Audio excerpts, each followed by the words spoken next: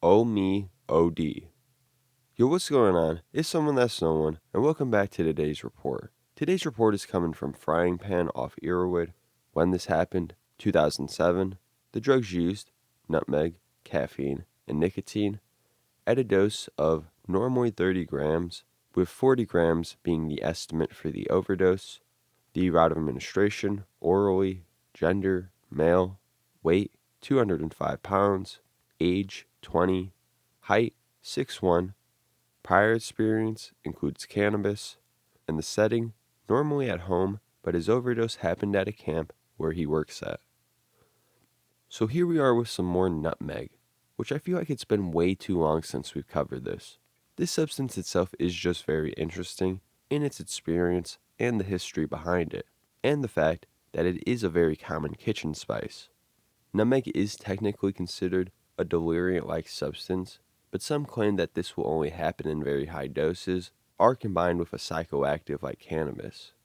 It actually has seen some fair success as acting as an efficient recreational substance, which we'll see here and break down some more towards the end. This report itself is very controlled. FryingPan has been doing nutmeg only once a month, and that's it really, but not including the more day-to-day substances like caffeine and nicotine, of course. Either way, we'll get a really good look at how nutmeg is utilized recreationally, and also how an overdose might look, specifically when you're dehydrated. So let's waste no more time. Without further ado, let's dive right into this. Intro. I've been doing nutmeg for 2 years now, once a month on average. I quit smoking pot around the same time I started this, and in a lot of ways, nutmeg has also kept me off other drugs. One of the intoxicating effects of the spice is that it's as much sickness as high. So in one not so neat 3-day package, I come out with the feeling that I never want to touch drugs again, and I don't for about a month. In this report, I aim to give an account of an average experience based on many experiences, broken down into the various stages of the process from dosage to after effects. I will also give a short account of my most recent experience, an overdose, which resulted in a visit to the emergency room. The average experience. Dosage. I'm 20 years old, male, and 200 pounds, 6'1". Typically I purchase the store brand packaged pre-ground nutmeg in the 60-gram containers. For me, that is 2 doses. If I'm being careful, and I can only recommend that you be careful, I take out all of the powder, even out its density, i.e. crush any large lumps, etc., and then refill the container. Then I judge if it's safe to measure out the doses by volume from the side of the container. My aim is to split it in half. I've read that dosage by weight is preferable. I have underdosed, and then added a little more 12 hours later, achieving a satisfying high 6 hours down the road. My other method of measuring is by taste. By now, I can tell simply from the experience how much I need, assuming I'm paying attention. This is probably an unwise method of ingesting the stuff, even if you have the experience, as the last part of this report will illustrate. Ingestion. Initially, smoking it seemed like a pleasant alternative to downing nutmeg, but after repeated experiments failing and adding a painful headache on top of it all, I decided that this is yet to be perfected.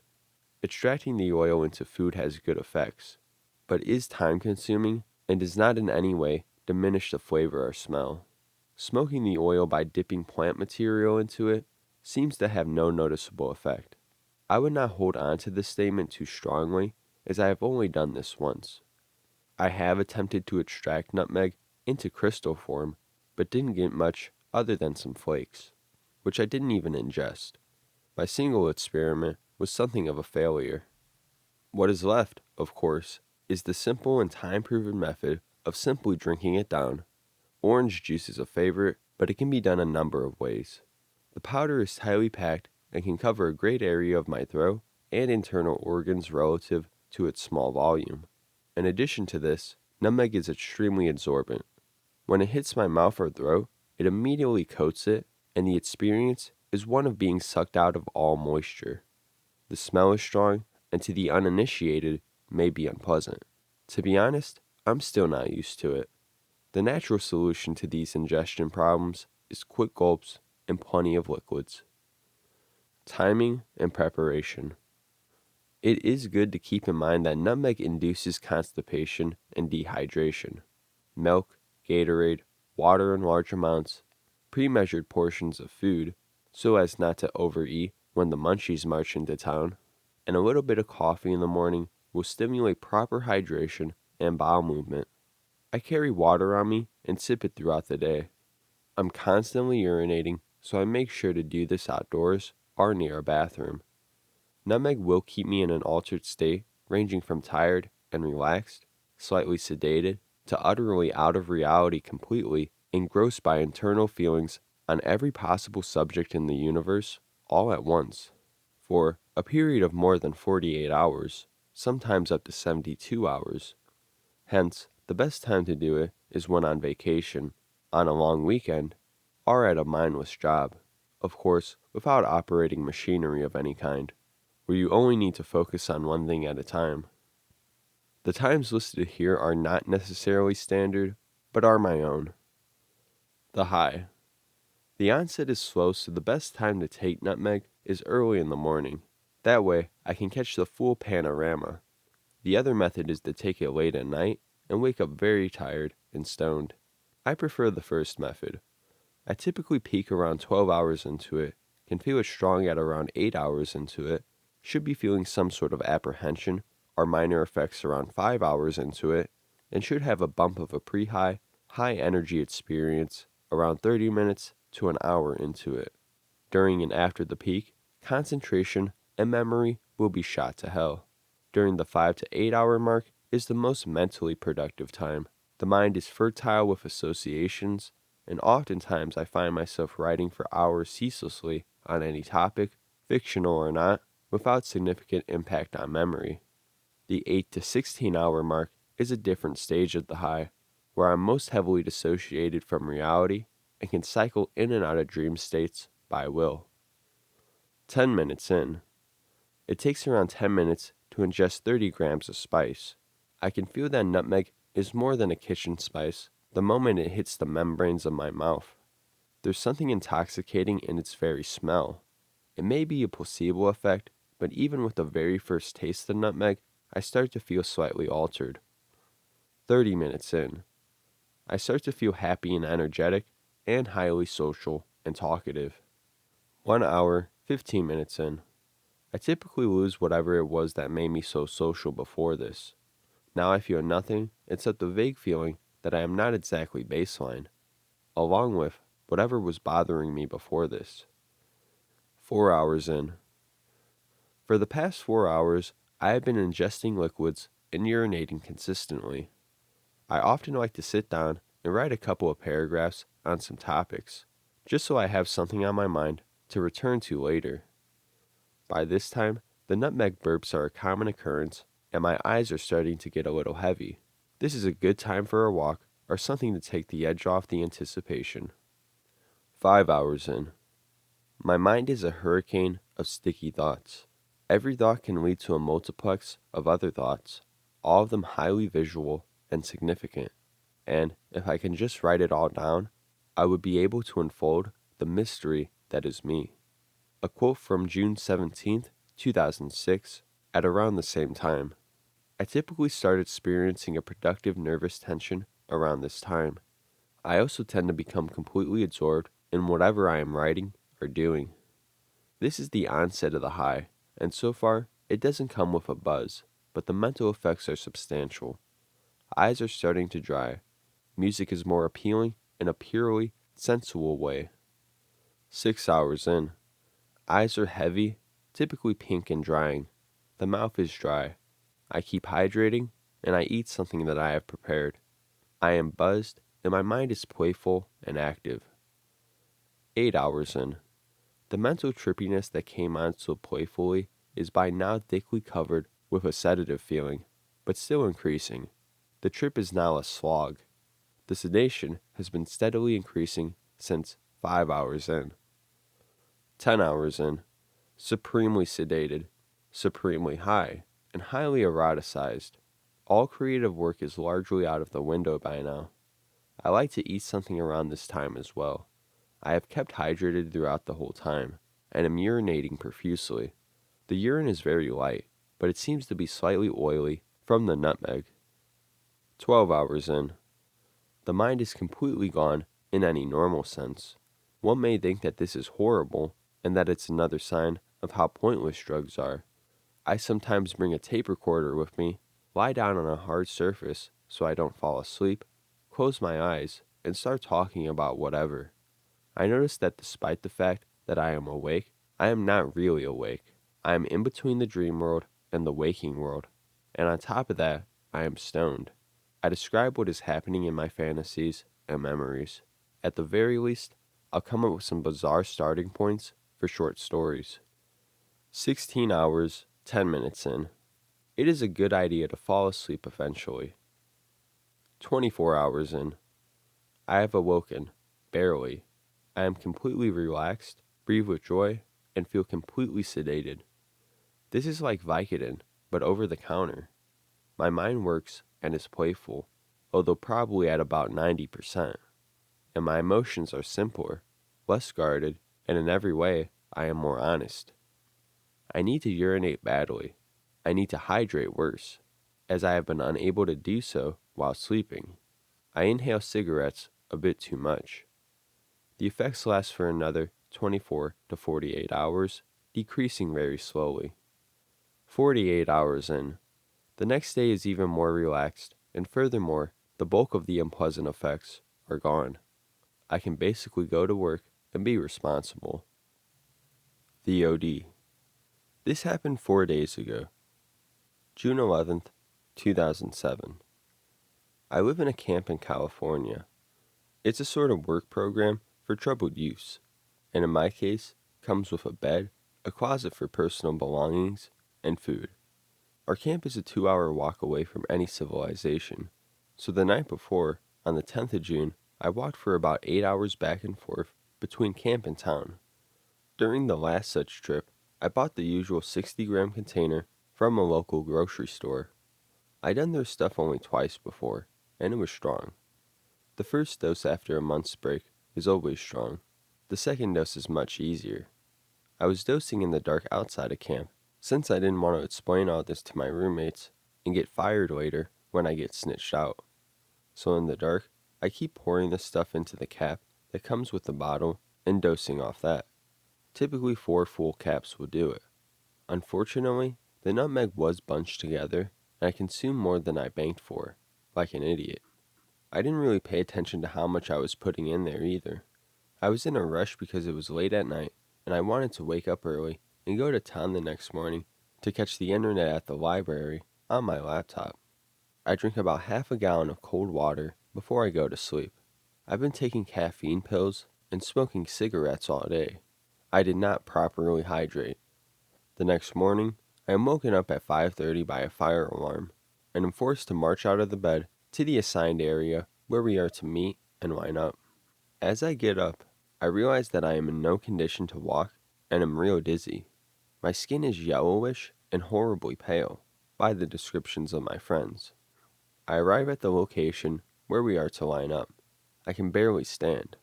I feel my blood pressure dropping. I'm ridiculously high. I crouch down to get more blood into my head. As I get up from the crouch, I suddenly feel faint and pass out. My friends tell me I acted like I was having a seizure, falling and getting up, being incoherent and unable to answer questions, grabbing onto people to keep balanced.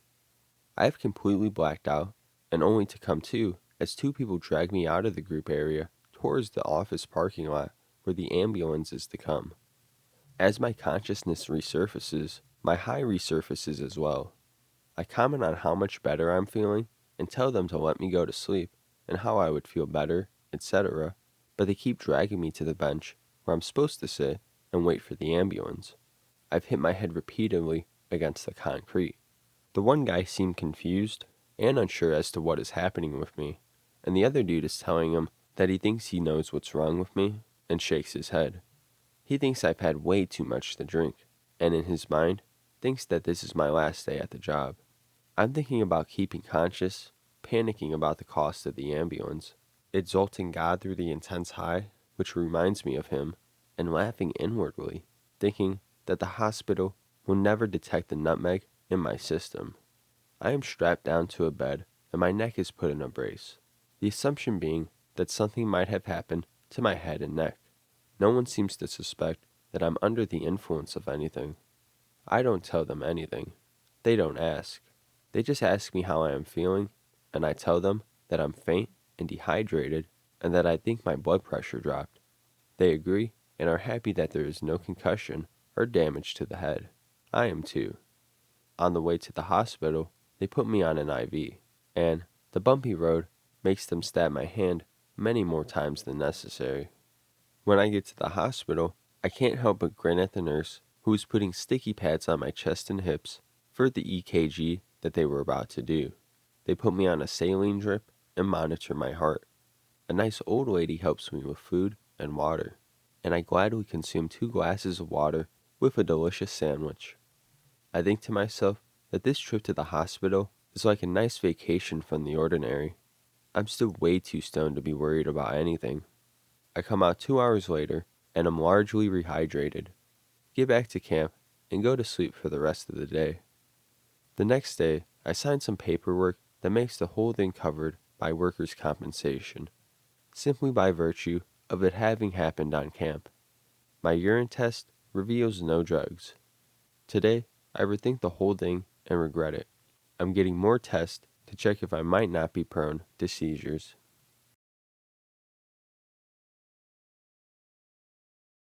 Okay, so nutmeg. One of the more weird ones, I would say. It isn't your typical deliriant. It more so acts so from a physical standpoint. Most other deliriants are known to be dehydrating and overall just taxing on the body. But mentally, it can seem to offer much more recreation. In fact, there are many reports of people claiming specifically the come up of it as being enjoyable. A common comparison many make is to that of cannabis. So why may this be? Well, we have to take a deeper look at what nutmeg really is. Now, the psychoactive compounds within nutmeg is myristicin and elemicin. Now, looking at these closely, they don't resemble what you would expect a deliriant to be like. Chemically, they are actually more related to empathogens. That's right, something like MDMA.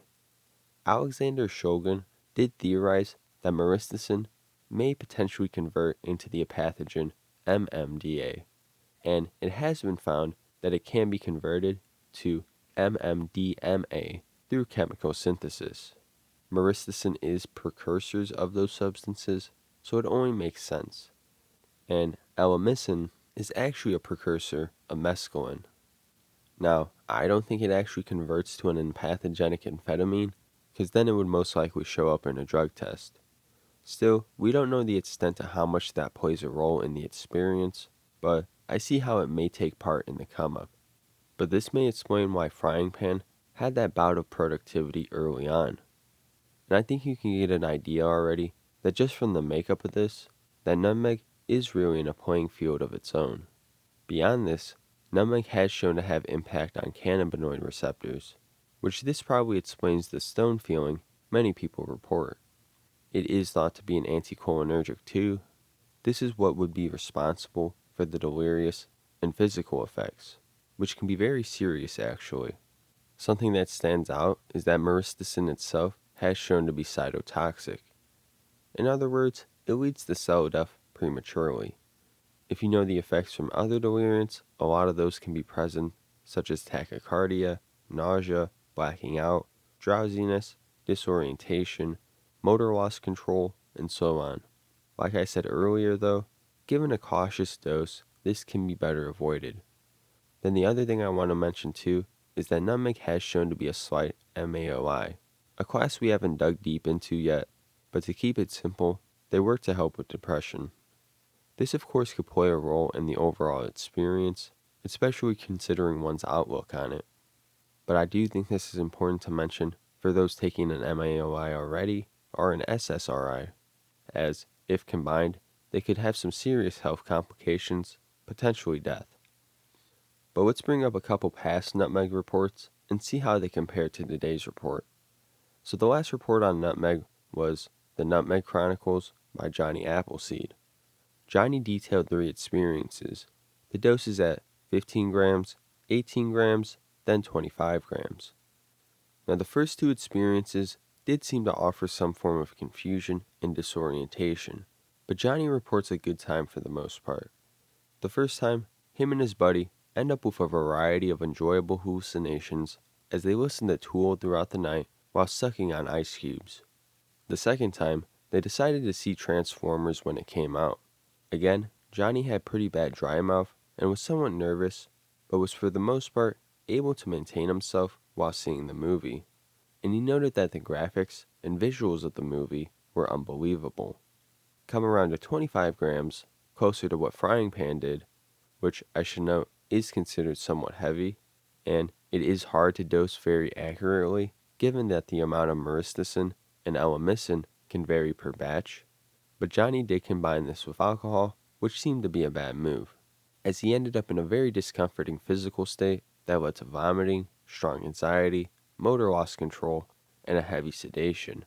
Alcohol is most likely just going to worsen any physical effects brought on, which we can see is very apparent even in doses half of what FryingPan did. And the other report I want to bring up is My Nutty Friend Meg by Watman, where he too consumed exactly 30 grams. So like this report, Watman too does experience some physical difficulties, specifically nausea, dry mouth, and a headache. But he too experiences a high point that seemed to went fairly well. Around the 5-hour mark is when he reports waking up and feeling really stoned. He noted that his imagination was much more vivid, and the music he listened to had much more enhancement. But this only lasted for a few hours before he began to feel really tired, and while afterwards, he details feeling groggy and sick from the experience. But overall, I think we can see that nutmeg is a pretty unique substance. It seems like it's going to be bound to be somewhat rough physically, and its overall profile leads it to be somewhat unpredictable. I don't want to say by any means this is a recreational substance, but compared to other deliriants, nutmeg has shown to be much more consistent in that regard. So we're going to end it there today. If you did enjoy this nutmeg report, you want to see more on nutmeg, or any substance at all, let me know in the comments below and we can do that. If you did enjoy this video, like the video, subscribe to the channel if you haven't already, follow the socials, share the video. It's been Someone That's Someone, and I'll see you guys next time. Peace out.